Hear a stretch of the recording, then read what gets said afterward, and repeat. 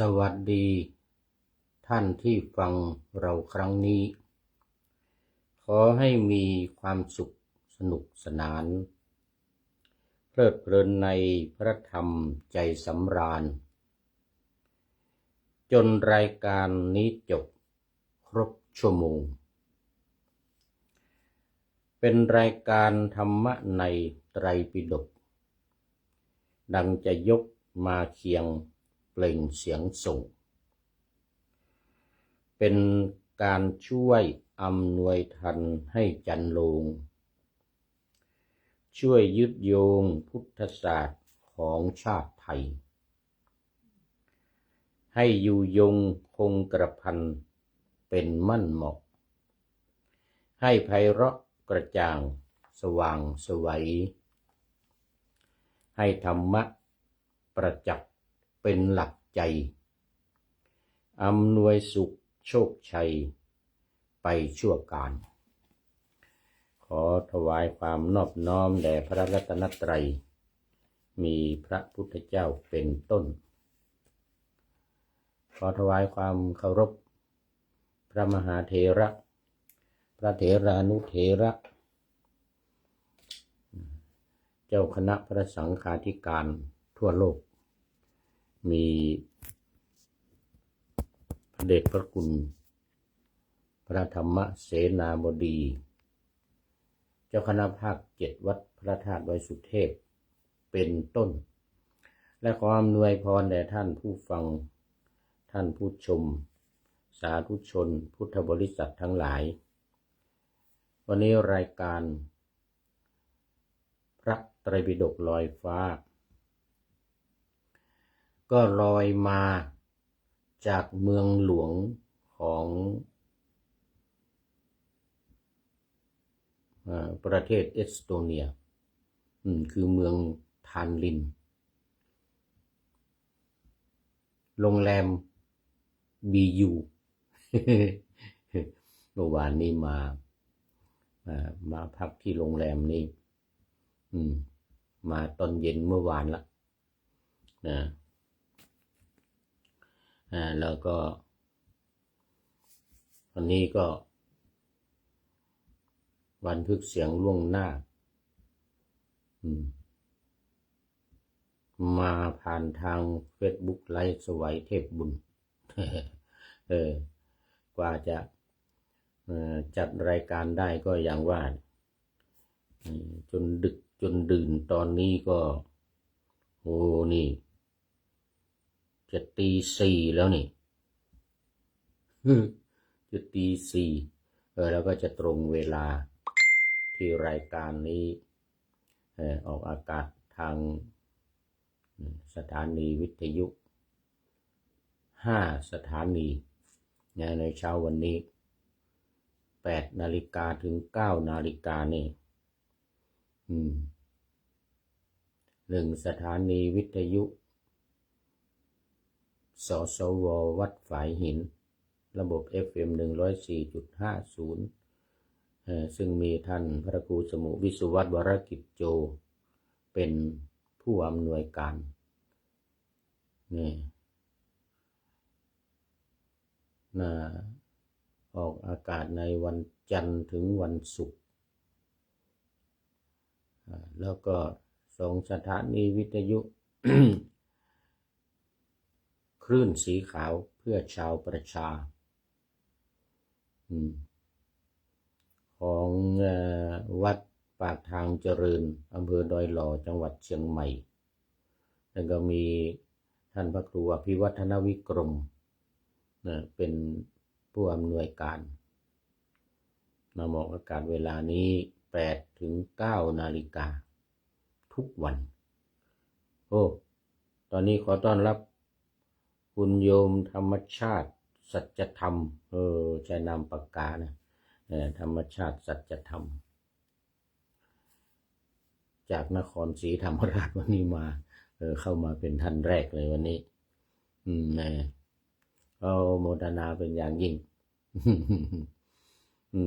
ซึ่งตอนเช้านี้ก็ค่อนข้างจะยุ่งยากกันแต่โยม ธรรมชาติสัจธรรมก็เห็นว่าฝนตกไม่ได้กรีดยางวันนี้ไม่ทราบว่าฝนตกหรือเปล่าน่าจะฝนตก ก็ถ้าฝนไม่ตกก็ไปกรีดยางตัวนี้คงเสร็จแล้วก็เริ่มตั้งแต่เที่ยงคืนมาแล้วเริ่มตั้งแต่เที่ยงคืนมาก็ตอนนี้ก็เสร็จแล้วเข้ามาก่อนเพื่อนเลยไก่ยังไม่ทันโหในป่าหน้าธรรมะยังไม่เสร็จ 3 สถานีวิทยุชุมชนคณะสงฆ์อำเภอฝางมีพระเดชพระคุณหลวงพ่อพระครูสุจิตรานุรักษ์หลวงพ่อเจ้าคณะอำเภอฝางเป็นผู้อำนวยการวัดพระพุทธบาทอุดมหรือวัดน้ำบ่อสาวาออกอากาศเวลานี้เหมือนกัน 8-9 นาฬิกาทุกวันแล้วก็4 สถานีวิทยุมจร.วิทยาลัยสงฆ์นครลำปางมีอาจารย์จีรศักดิ์ปันรำเป็นผู้อำนวยการนำออกอากาศเวลา 8-9 นาฬิกาเหมือนกันทุกวันเหมือนกันโมทนาเป็นอย่างยิ่งและสุดท้ายสถานีที่ 5เป็นวัดพระธาตุดอยสุเทพวัดพระธาตุดอยสุเทพนี่ออกอากาศเวลานู่น5 ทุ่มถึงเที่ยงคืน5 ทุ่มถึงเที่ยงคืนเอาละตอนนี้ก็โมทนาขอบคุณท่านผู้อำนวยการทุกๆสถานีที่ได้นำรายการออกอากาศ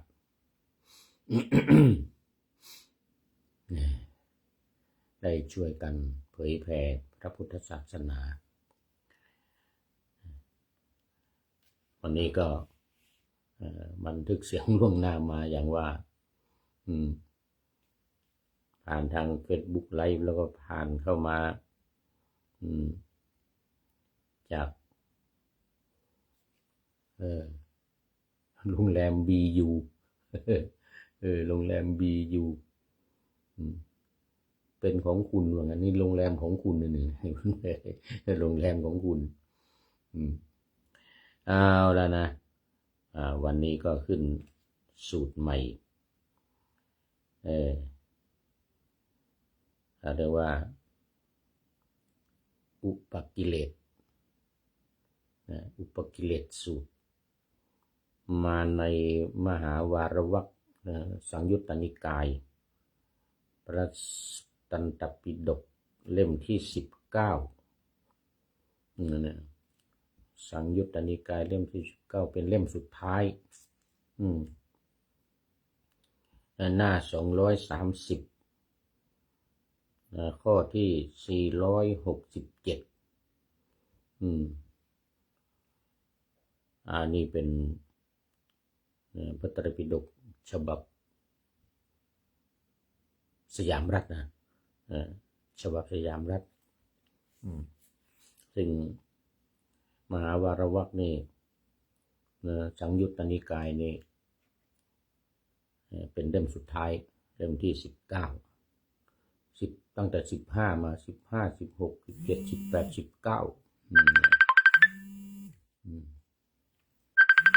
19อันนี้คุณโยมภักดีอวดสุขจากเชียงรายโทรเข้ามาเจ้าขอไปรับไม่ได้เลยถ้ารับแล้วมันตัดมันตัดรายการตอนนี้กำลังจัดรายการต้องเดี๋ยวจะโทรกลับทีหลังเมื่อกี้ก็มีท่านอาจารย์ขจรขันติสาโลก็โทรเข้ามารับไม่ได้เดี๋ยวเสร็จจบรายการจะโทรกลับโมทนาเนี่ยโทรเข้ามา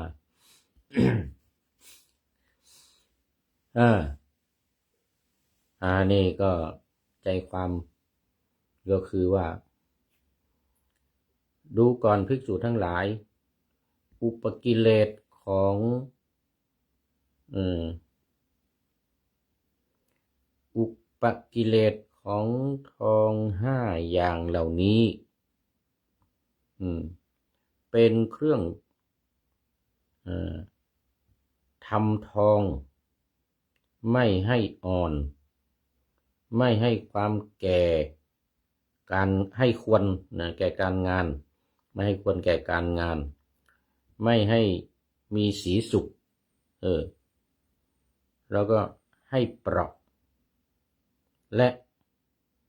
ให้ใช้การไม่ได้ดีอุปกิเลส5 อย่างเป็นอย่างไรอุปกิเลส5 อย่างนี่นะ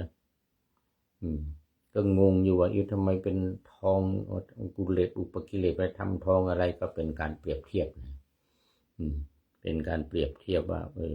อุปกิเลสเนี่ยมันทำให้จิตใจของคนเราเนี่ยพิกลพิการใช้ไม่ได้ คือภิกษุทั้งหลายเหล็กเป็นอุปกิเลสของทองเหล็กนี่นะมันเป็นอุปกิเลสของทองทำทองไม่ให้อ่อนคือเวลามันเนี่ยอยู่ที่ทองเนี่ยมันเป็นอุปสรรคเวลาจะหลอมทองเนี่ยให้มันอ่อนให้มันใช้การได้เนี่ยนะมันก็จะใช้ไม่ได้มันก็จะแข็งเพราะมันไม่ใช่ทองมันเป็นเหล็กนี่เรื่องมัน ไม่ให้อ่อนนะไม่ให้ควรแก่การงานไม่ให้มีสีสุขไม่ให้เปราะไม่ให้เปราะและ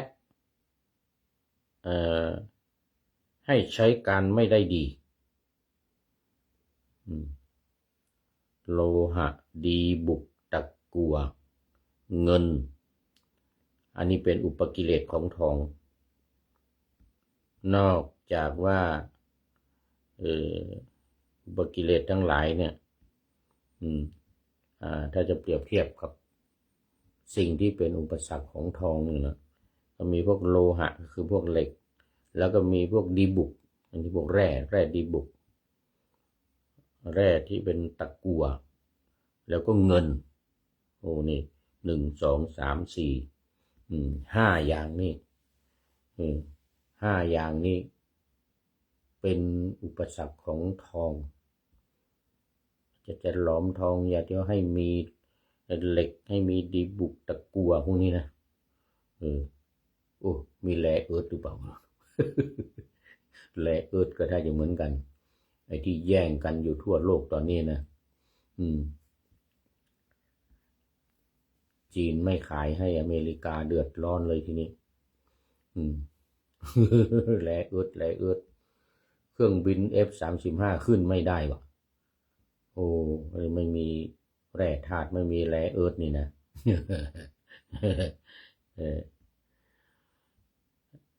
อันนั้นก็ไม่ใช่ว่าเป็นอุปสรรคต่อทองอย่างเดียวนะไอ้พวกแร่ธาตุทั้งหลายเนี่ยพวกนี้เป็นแร่เอิร์ธทั้งนั้นเลยเนี่ยพวกดีบุกเนี่ยเงินตะกั่วน่าจะไม่ใช่ไม่ใช่แร่เอิร์ธนี่เป็นเหตุนะเป็นอุปกิเลสของทองทำทองไม่ให้อ่อนทองมันจะแข็งมันไม่อ่อนเป็นหลอมทำนั่นทำนี่ทำหัวแหวนหรือจะไปทำเป็นสร้อยคอไปรูปประพันธ์อะไรต่างๆนี่นะมันจะทำไม่ได้ถ้ามันมีพวกโลหะมีดีบุกมีตะกั่วมีเงินมีอะไรปนเวลาหลอมเวลาเนี่ยมันจะไม่อ่อนมันไม่อ่อนมันแข็งใช้การไม่ได้เนี่ยใช้ได้ก็ไม่ได้ดีใช้การไม่ได้ดีนี่เรื่องมันนะ ภิกษุทั้งหลายอุปกิเลสของทอง5อย่างนี้เหล่านี้แหลเป็นเครื่องทำทองไม่ให้อ่อนไม่ให้ควรแก่การงานไม่ให้มีสีสุก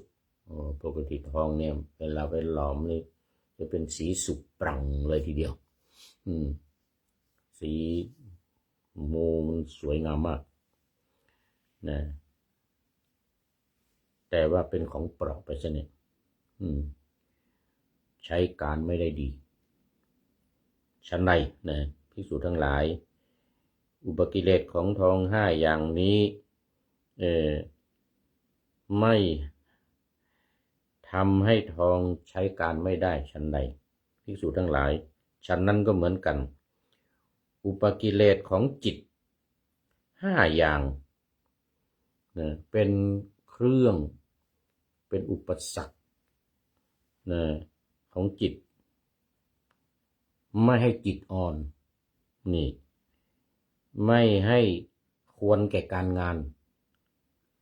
ไม่ให้สดใสผุดผ่องไม่ให้ผุดผ่องให้เสียไปและไม่ให้ตั้งมั่นด้วยดีคือจิตเนี่ยมันจะไม่เป็นสมาธิดีตั้งมั่นไม่ดีเป็นสมาธิไม่ดีในเรื่องมันภิกษุทั้งหลาย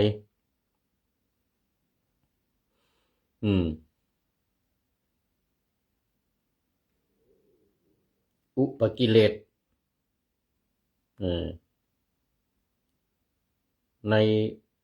ทางศาสนาเรียกว่าอาสวะอาสวะคือสิ่งที่เศร้าหมองของจิตเมื่อเกิดขึ้นในจิตก็ทำให้จิตนี้เศร้าหมองพวกกิเลสทั้งหลายนะราคะโทสะโมหะทีนี้กิเลสทั้งหลายเนี่ยเป็นอย่างไรภิกษุทั้งหลายกามฉันทะเป็นอุปกิเลสของจิตนี่มาอยู่ตรงนี้เองเป็นเครื่องทำจิตไม่ให้อ่อนไม่ให้ควรแก่การงานไม่ให้ผุดพองให้เสียทำให้จิตเสียแล้วก็ไม่ให้ตั้งมั่นด้วยดีเพื่อความสิ้นอาสวะพยาบาทถีนมิทธะอุทธัจจะกุกุจจะวิจิกิจฉาเป็นอุปกิเลสแห่งจิตนี่ก็คือนิวรณ์5ขอต้อนรับพระเดชพระคุณหลวงพ่อสุทธิสงึมลำเมื่อกี้เข้ามาหมดรายการพอดีแต่ตอนนี้ยังไม่หมดรายการยังไม่หมดเวลา เวลาเหลืออยู่เยอะขอบคุณพระเดชพระคุณหลวงพ่อจากจังหวัดบุรีรัมย์นครศรีธรรมราชบุรีรัมย์มาแล้วนี่เพราะว่าตอนนี้เป็นเวลาเช้าหลายคนยังไม่ตื่นหลายคนตื่นมาก็มีกิจการมีกิจกรรมทำวัดสวดมนต์เจริญสมาธิภาวนาอะไรกันในตอนเช้านี่นะไม่เป็นไรภิกษุทั้งหลายโพชฌงค์7เหล่านี้ไม่เป็นธรรมกั้นไม่เป็นธรรมห้ามไม่เป็นอุปกิเลสของจิตอันบุคคลเจริญแล้วกระทำให้มากแล้วย่อมเป็นไปเพื่อกระทำให้แจ้งซึ่งมรรคผลและนิพพานให้กำจัดอวิชชาให้ได้เป็นวิชชาและวิมุตติได้วิชชาและได้วิมุตติโพชฌงค์7เป็นอย่างไรภิกษุทั้งหลายสติสัมโพชฌงค์ไม่เป็นธรรมกั้นไม่เป็นธรรมห้าม ไม่เป็นอุปกิเลสของจิตอันบุคคลเจริญแล้วกระทำให้มากแล้วย่อมเป็นไปเพื่อทำให้แจ้งซึ่งผลคือวิชชาและวิมุตตินะวิชชานี่ซึ่งมันอยู่ในอริยสัจสี่นะโดยเฉพาะธรรมจักรกับปวัตตนสูตรวิชชาอุทปาธิวิชชาเกิดขึ้นแล้วอย่างนี้นะตัวนี้เองเป็นตัวคำจุนเป็นตัวที่ทำให้อุปกิเลสทั้งหลายนั้นหมดไปทำให้จิตผ่องใสทำให้ใจสบายสามารถบรรลุธรรมทั้งหลายให้หมดไปได้ทำให้จิตเนี่ยอ่อนโยนเนี่ยนิวรณ์ทั้งหลายทั้งห้าอย่างที่ว่ามาเมื่อกี้เนี่ยความชอบความชังความง่วงความฟุ้งความสงสัยหมดไม่เหลือ ไอ้ที่เป็นอุปสรรคที่เราเรียกกันว่าเป็นสิ่งกั้นขวางเลยนะเป็นสิ่งที่กั้นขวางจิตของเราไม่ให้บรรลุธรรมไม่ให้ปฏิบัติได้โดยเฉพาะความง่วง ความง่วงถีนมิทะเนี่ยอันนี้คือความง่วงมันจะป้องกันจิตไม่ให้บรรลุธรรมอยู่ไหนก็ง่วงจะหลับลูกเดียวจะหลับลูกเดียว แต่ไม่ได้หมายถึงว่าข้ออื่นไม่สำคัญนะความชอบความชังนี่ก็เหมือนกันกามฉันทะคือความใคร่ในกามความชอบในเรื่องของกามคุณทั้งห้ารูปเสียงกลิ่นรสโผฏฐัพพะและธรรมารมณ์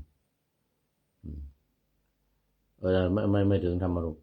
และโผฏฐัพพะคือสิ่งของที่มากระทบกายมีความเย็นความร้อนความอ่อนความแข็งสิ่งของที่ความอ่อนความแข็งสิ่งของที่เขาเรียกว่าโผฏฐัพพะที่มากระทบกายนะทางเนื้อทางหนังความนิ่มความนวลอะไรต่างๆเหล่านี้เป็นกามฉันทะคือความใคร่ความพอใจในกามความยินดีในกามบางทีเราเรียกว่านันทินะนี่เนี่ยเป็นตัวที่ว่าเป็นตัวสำคัญตัวที่ทำให้จิตตื้นจิตตันไปไม่รอดนี่เรื่องของเรื่องมันทำให้จิตตื้นจิตตันไปไม่รอดเรียกว่ามันเป็นอุปสรรคนั่นมันเป็นอุปสรรคของจิตเป็นอุปสรรคของจิตทีนี้ในโพชฌงค์ 7นะข้อที่2คือธรรมวิจัยธรรมวิจยะสัมโพชฌงค์เนี่ยก็จะเป็นสิ่งที่ทำให้จิตนี่ผ่องใสจิตใจไม่กระวนกระวายทุรนทุรายตอนนี้ขอต้อนรับว่าคุณโยมจิระประภาคันธปราบจากกรุงเทพมหานครนี่นานแล้วนี่ นานแล้วไม่เข้ามาในรายการสาธุโมทนา เออจากกรุงเทพมหานครคุณโยมจิรประภาอันนี้เข้ามาในรายการโมทนาเป็นอย่างยิ่ง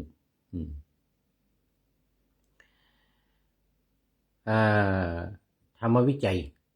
การวิจัยธรรมนะการวิเคราะห์การวิเคราะห์วิจัยธรรมโดยเฉพาะก็ที่เป็นส่วนของวิปัสสนาส่วนของวิปัสสนาคือการตีความหมายขยายความทำให้เข้าใจเกิดปัญญาญาณเกิดความรู้เกิดความสามารถเข้าใจในสภาวธรรมทั้งหลายสรุปลงในไตรลักษณ์คือลักษณะ3อย่างได้แก่อนิจจังทุกขังและอนัตตาคือไม่เที่ยงเป็นทุกข์แล้วก็ไม่ใช่ตัวตนไม่สามารถควบคุมได้เขาเรียกว่ามันเป็นอนัตตานี่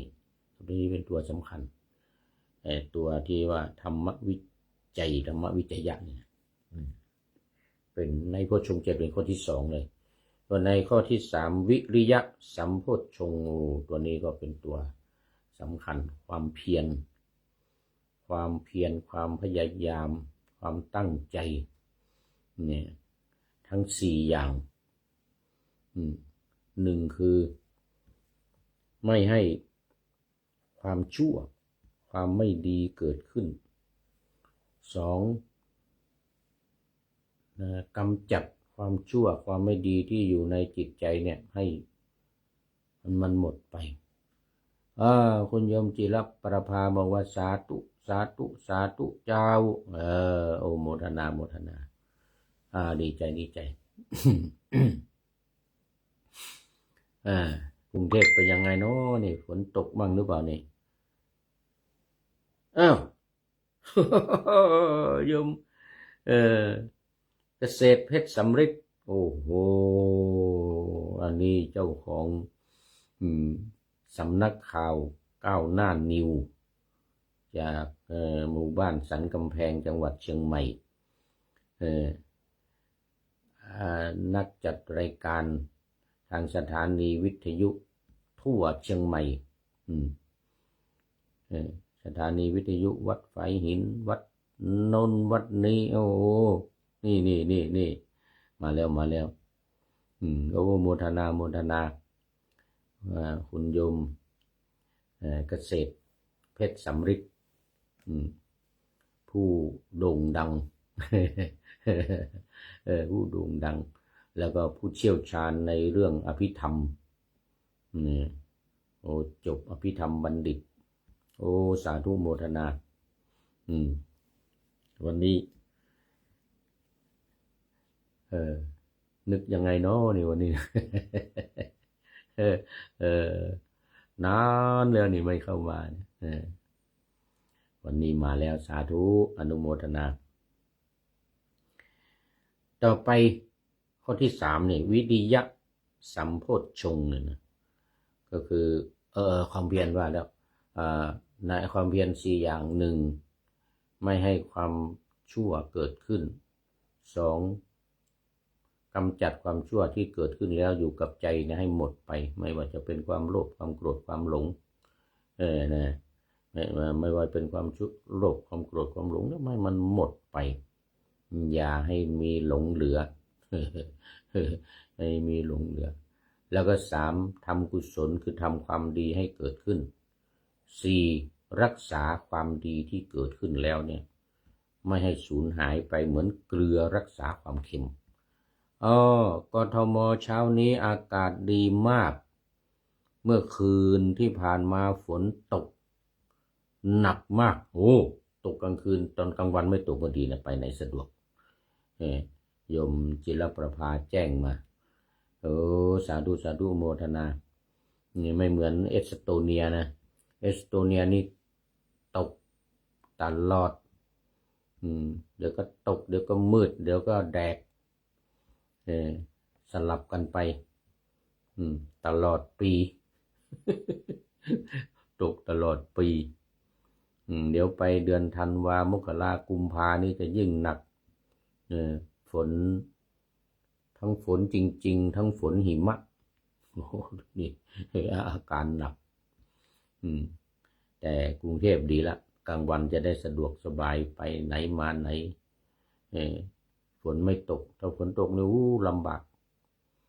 ไปไหนเดินทางไปไหนว่าลำบากเนี่ย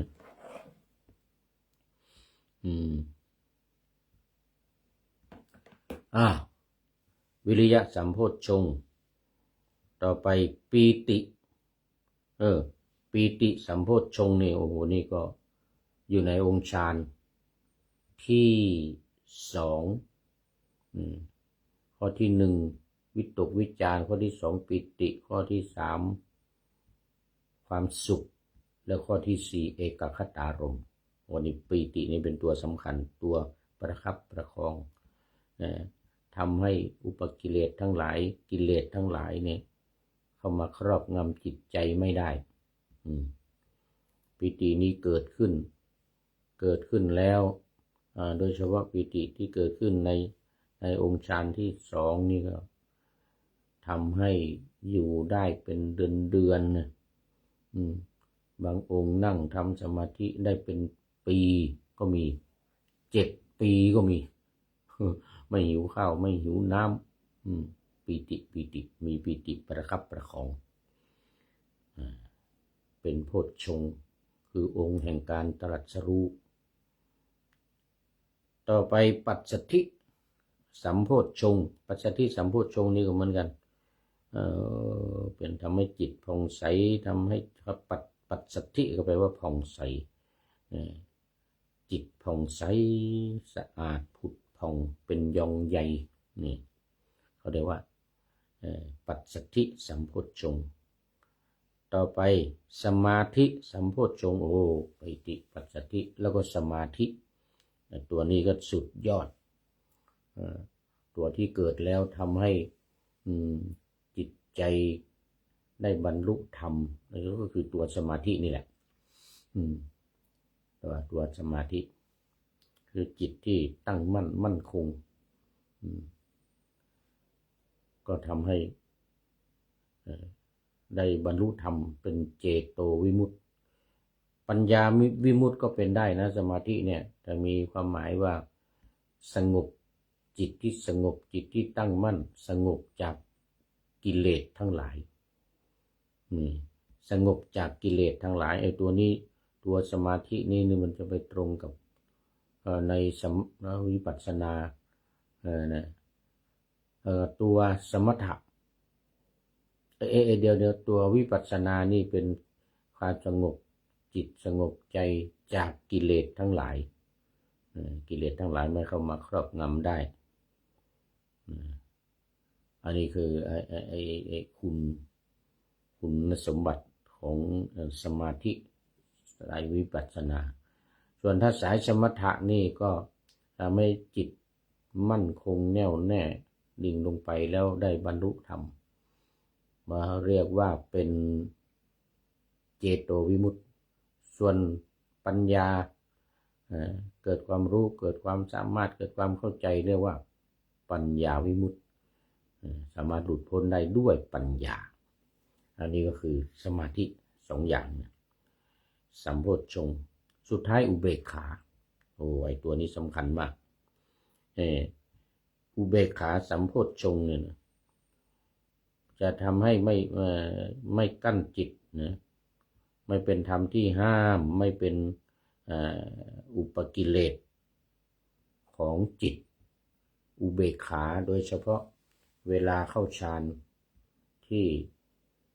3ที่4เนี่ยนะเขาเรียกว่าความสุขเกิดความสุขเกิดเอกคตารมณ์อารมณ์ที่เป็นหนึ่งเนี่ยต้องมีอุเบกขาคอยกำกับจะได้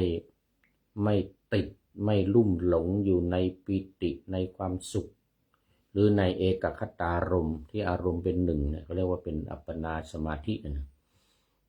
เอกคตารมณ์ก็จะติดอยู่อย่างนั้นติดความสุขติดอยู่อย่างนั้นติดปิติติดอยู่อย่างนั้นติดอารมณ์ที่เป็นหนึ่งที่จิต ตั้งมั่นแบบสมถะเนี่ยมีแต่จิตอย่างเดียวแล้วก็ติดอยู่อย่างนั้นอันนี้ไม่ใช่หนทางในการที่จะบรรลุธรรมต้องมีอุเบกขาคอยกำกับไม่ให้ติดอยู่นานปิติเกิดก็ไม่ให้ติดอยู่นานความสุขเกิดสุขในวงฌานที่3นะเกิดก็ไม่ให้อยู่นานเอกคตารมณ์เกิดก็ไม่ให้อยู่นานต้องคอยประคับประคองให้ออกมาแล้วมาเริ่มปฐมฌานใหม่คือวิตกกับวิจารณ์ซึ่งเป็นหัวใจสำคัญของหลักการปฏิบัติวิปัสสนาเมื่อมีอุเบกขาคอยควบคุมไม่หลงไม่ติดไม่เข้าไปในฌานที่5 6 7 8แต่ถอยมาฌานที่1พิจารณาธรรมที่เรียกว่าภาวนาภาวนามยะนัยยะวิธีการได้ปัญญาโดยการภาวนาโดยการภาวนาตัวนี้เป็นตัวสำคัญเอาละตอนนี้ก็เข้ามาโพชฌงค์7นะโพชฌงค์7ทั้งทุกอย่างตั้งแต่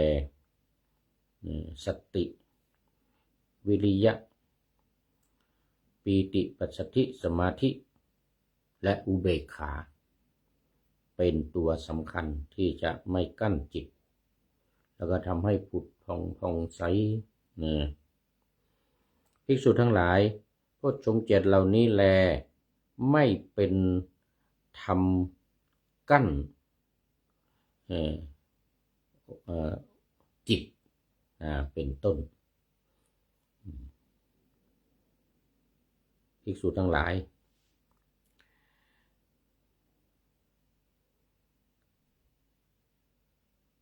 ย่อม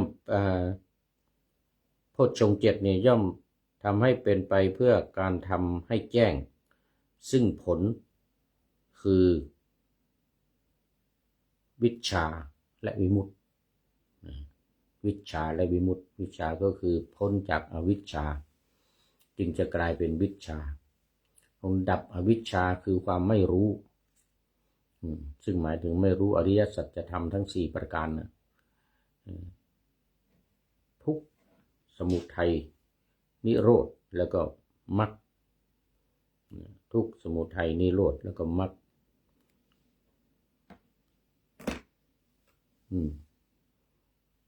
ทั้ง4อย่างนี้ถ้ายังมีอวิชชาก็ไม่รู้4อย่างนี้ถ้าเป็นวิชชาและวิมุตตินี่นะเป็นวิชชาก็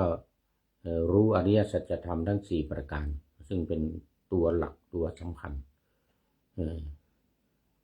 เป็นหลักธรรมที่มาในธรรมจักรกับปวัตตนสูตรที่องค์สมเด็จพระสัมมาสัมพุทธเจ้าตรัสแสดงเป็นปฐมเทศนาแก่ปัญจวัคคีย์ทั้ง5นะก็คืออริยสัจธรรมทั้ง4ประการนี้ถ้าเป็นวิชชาก็คือรู้อริยสัจ4และวิมุตติก็คือหลุดพ้นจากกิเลสทั้งหลายสังโยชน์ทั้ง10ประการ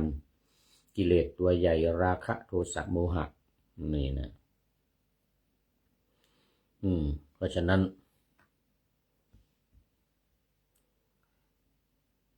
ในสูตรในพระสูตรที่พระองค์ตรัสว่าเมื่อละอุปกิเลสแห่งจิต5อย่างเหล่านี้ได้ภิกษุ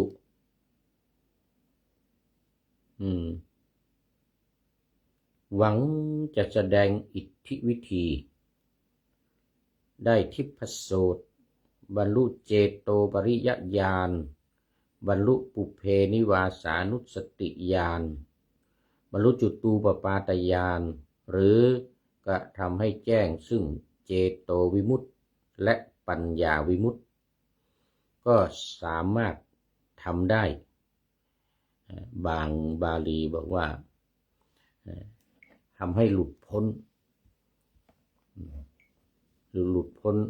ถ้าเป็นหลุดพ้นด้วยใจหรือหลุดพ้นทางใจหลุดพ้นด้วยใจหรือหลุดพ้นทางใจเรียกว่าเจโตวิมุตติเรียกว่าเจโตวิมุตติ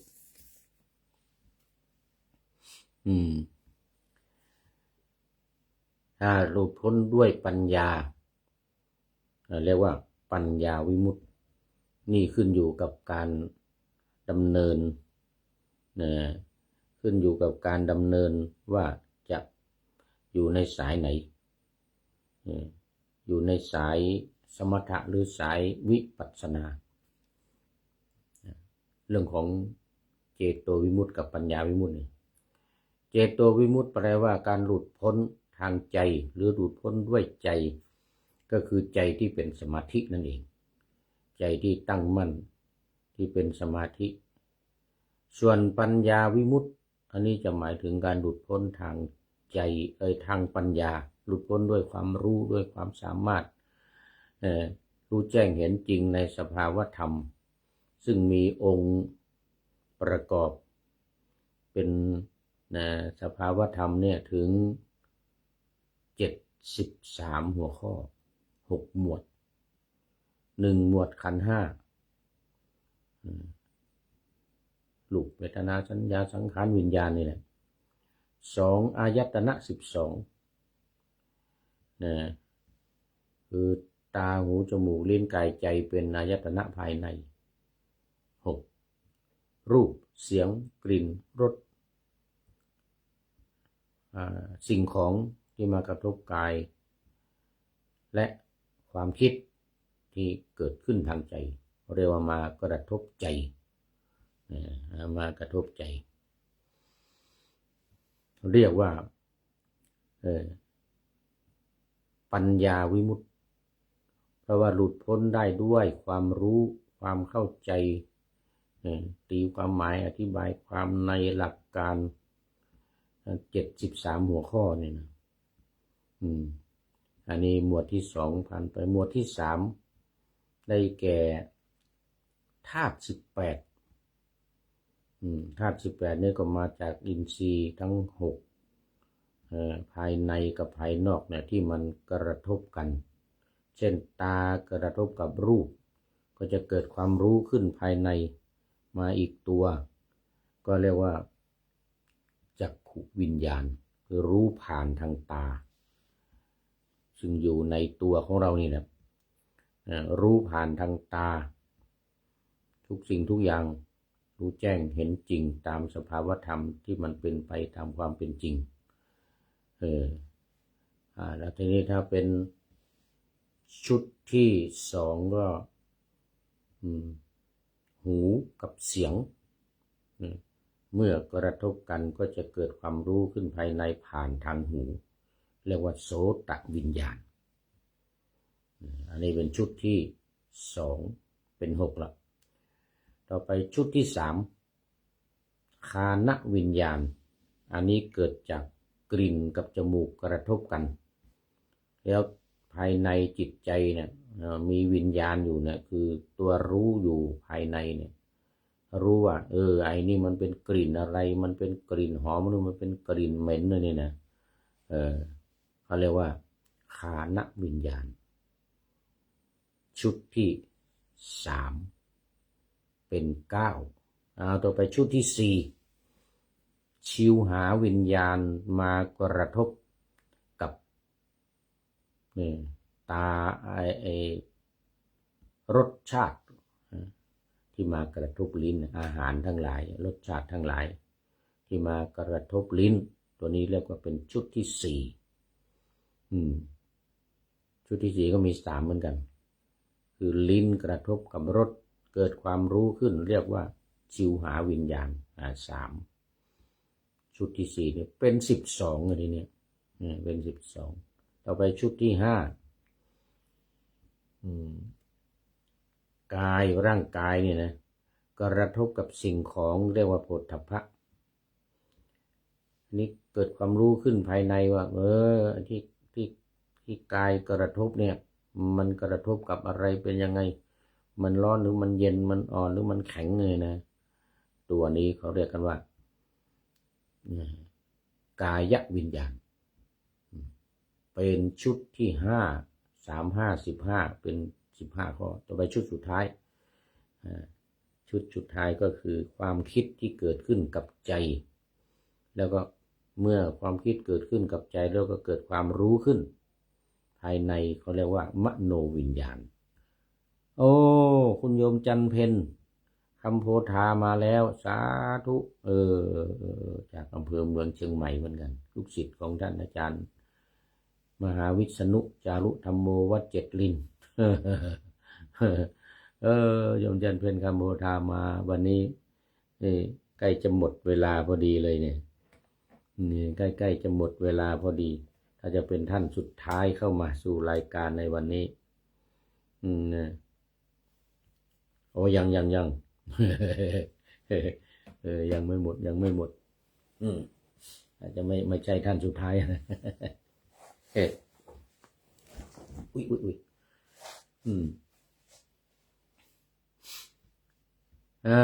คุณโยมจันเพนคำโพธาFC ตัวจริงเหมือนกันมาบอกมาเข้ามาทุกวันโมทนาเป็นอย่างยิ่งนี่ทางจังหวัดอุตรดิตถ์ยังไม่เข้ามานะนี่ FC ตัวจริงท่านสุริยันคำปา FC ตัวจริงจากวัดพระธาตุดอยสุเทพก็ยังเงียบอยู่ ตอนนี้จะมีบิณฑบาตอะไรเสร็จแล้วบนวัดพระธาตุดอยสุเทพบนวัดบิณฑบาตหน้าพระบรมธาตุเจดีย์พระเดชพระคุณหลวงพ่อพระธรรมเสนาบดีโอ้ตักบาตรทุกวันท่านFC ตัวจริง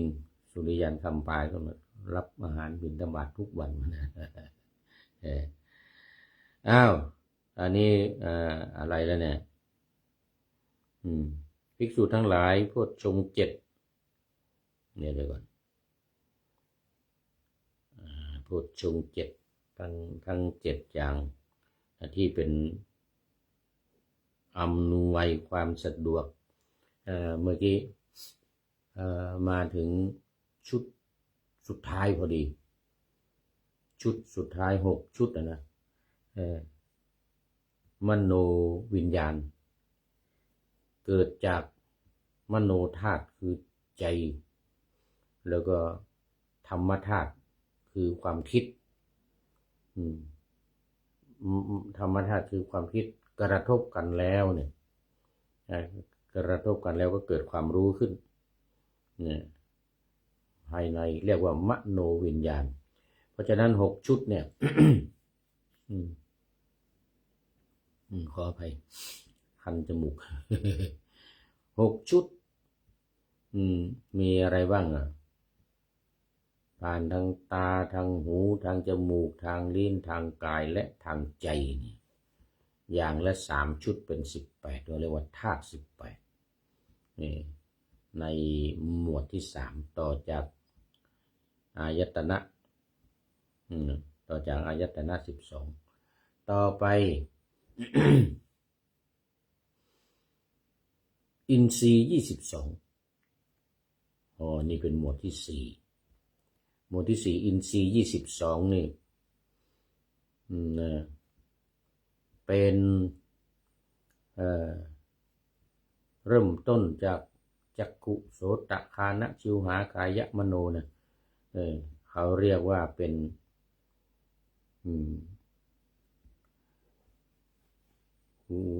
เวทนาหมวดเวทนาคือความรู้สึกนี่ความรู้สึกผ่านทางตาเขาเรียกว่าจักขุนสีอินทรีย์ที่ผ่านทางตาเป็นใหญ่ผ่านทางหูเรียกโสตินทรีย์ผ่านทางจมูกเรียกว่าคานินทรีย์ผ่านทางลิ้นเรียกว่าชิวหินทรีย์ผ่านทางกายเรียกว่ากายินทรีย์แล้วก็ผ่านทางใจเรียกว่ามนินทรีย์ทั้ง6 อย่าง ทั้ง6 อย่างนี้อันนี้เป็นหมวดที่1ในอินทรีย์22นะต่อไปหมวดที่2คือภาวะยังไงชีวิตนะความเป็นอยู่อันนี้เลยเป็นสภาพของจิตสภาพของตัวกายของจิตเนี่ยที่ปรากฏกับเราเนี่ยแล้วก็อิทธินรีก็คือเมื่อกี้ชีวิตตินทรีย์อิทธินรีนี่คือความเป็นผู้หญิงและปุริสินทรีย์ความเป็นผู้ชายความเป็นใหญ่ความเป็นผู้หญิงความเป็นชายแล้วก็เป็นอยู่คือชีวิตนี่เป็นชุดที่2ในอินทรีย์22นะเมื่อกี้นี้6นะบวกนี่อีก3เป็น9แล้วทีนี้อินทรีย์22ต่อไปชุดที่3เป็น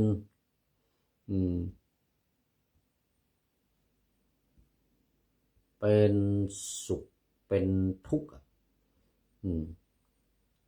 เป็นเขาเรียกว่า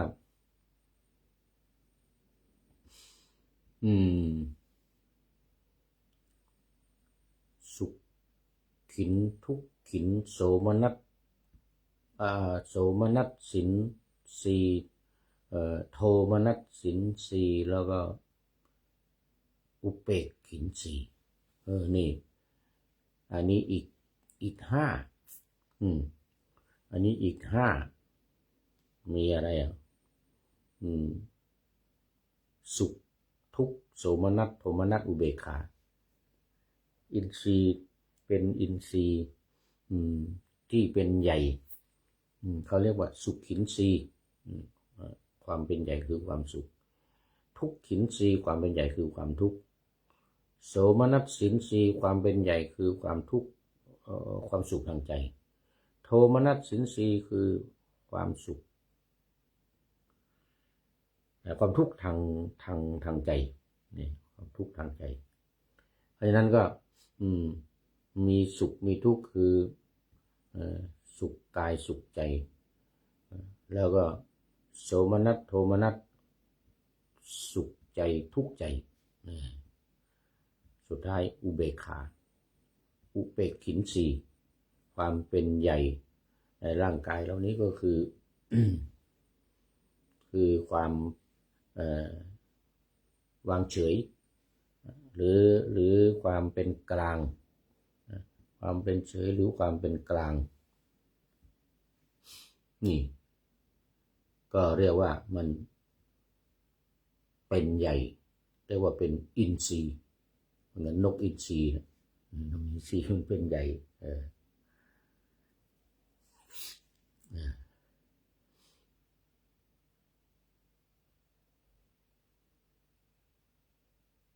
บวก9เป็น14ในจำนวนอินทรีย์22ต่อไปอีก5คืออินทรีย์5แล้วพละ5อันนี้ก็ประกอบด้วยศรัทธาความเพียรวิริยะสติสมาธิปัญญาเรียกว่าสัตทินรีวิริยินรีสัตตินรีสมาธินรีแล้วก็ปัญญินรีศรัทธาข้อที่1กับข้อที่5กับปัญญาต้องเสมอกัน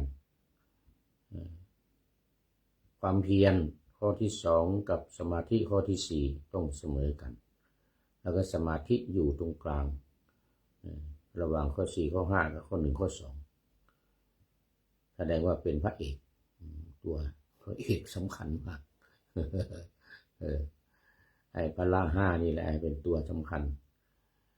บวก14เป็น19โอ้ตอนนี้ขอต้อนรับแม่ชีอรวรรณมณีรัตนโชติกราบนมัสการเจ้าค่ะโอ้โห อันนี้จากกาญจนบุรีสำนักของแม่ชีอยู่จังหวัดกาญจนบุรีเอาโมทนาวันนี้เข้ามาโอ้หมดเวลาหรือยังเนี่ยเดี๋ยวก่อนเกือบไปอ้าวชุดอินทรีย์22ตอนนี้จะเป็น19 20 21 22เขาเรียกว่าอนัญญตัญญสามีตินทรีย์นี่ความรู้สังโยชน์3เบื้องต้นนะซึ่งทำให้เป็นโสดาปัตติมรรคนะข้อที่20นี่นะสักกายทิฏฐิวิจิกิจฉาศีลพัตตปรมาสเอาแล้วก็ข้อที่2ต่อมา21อัญญินทรีย์นี่ตั้งแต่โสดาปัตติผลไปจนถึงอรหัตตมรรคข้อสุดท้ายอินทรีย์ก็ที่22ก็คืออัญญาตาวินทรีย์คือรู้ว่ารู้แล้วหมายถึงอรหัตผลเพราะฉะนั้นอินทรีย์22เนี่ย20 21 12เป็นหัวใจสำคัญมากหมวดที่4หมวดที่5ก็อริยสัจ4หมวดที่6ปฏิจจสมุปบาทวันนี้แม่ชีอรวรรณมณีรัตนโชติก็เป็นท่านสุดท้ายเข้ามาในรายการเข้าสู่เส้นชัยของรายการในวันนี้โอ้โมทนาเป็นอย่างยิ่งแล้วก็ทุกท่านที่เข้ามาแล้วที่ผ่านไปแล้วโอ้วันนี้เยอะเข้ามากันเยอะวันนี้โมทนาขอนำรายการพระไตรปิฎกลอยฟ้าไปแล้วฟังกันใหม่อีกในวันต่อไปอันเวลานาทีมีน้อยนักรายการจัดต้องพรากลาพาล่องหน นำพระไตรปิฎกจากทุกภาคชนแต่จะวนให้ชมฟังครั้งต่อไปรายการนี้มีทุกวันณท่านหนาเชิญเข้ามาฟังกันเถิดทำเลิศหลาย5 ทุ่มตรง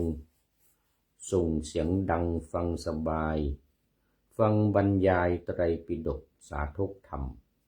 ขอทุกท่านหลับฝันดีคืนนี้นะ